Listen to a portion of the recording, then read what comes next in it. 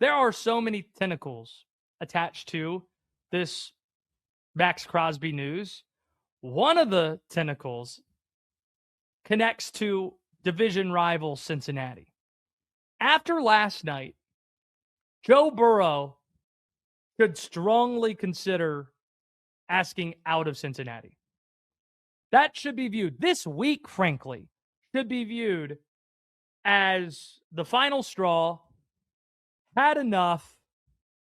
Let's turn the page. Let's ask for a trade. Because let's look at the overall big picture here with Joe Burrow in Cincinnati. They had an opportunity in Cincinnati to claim ground in the AFC North this offseason.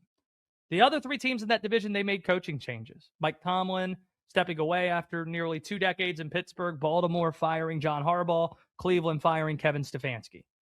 Meanwhile, you have a top 5 quarterback in the sport. You have continuity with your head coach, Zach Taylor. In theory, that should have given the Bengals some sort of an advantage.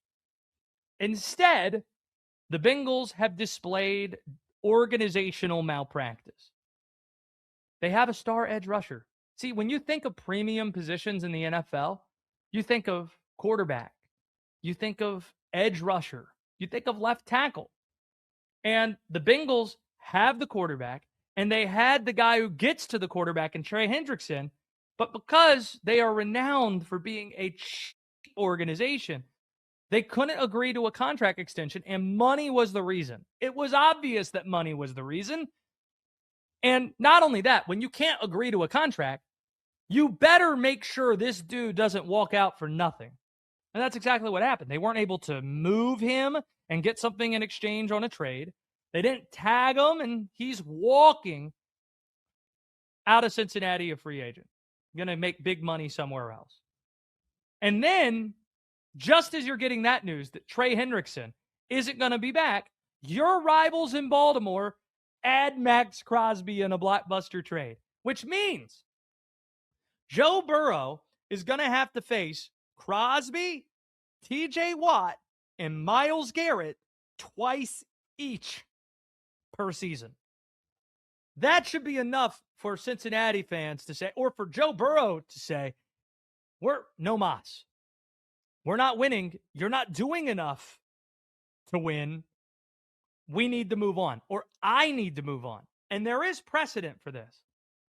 At this point in Burrow's career, has he reached the same air or the same level of equity built that Matthew Stafford occupied in Detroit last decade? Is he close to that? See, Burrow, he won the Bengals' first playoff games in 30 years. He took them to a Super Bowl.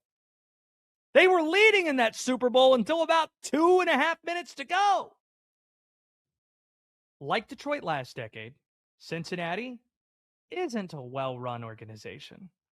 And fans, they likely know this.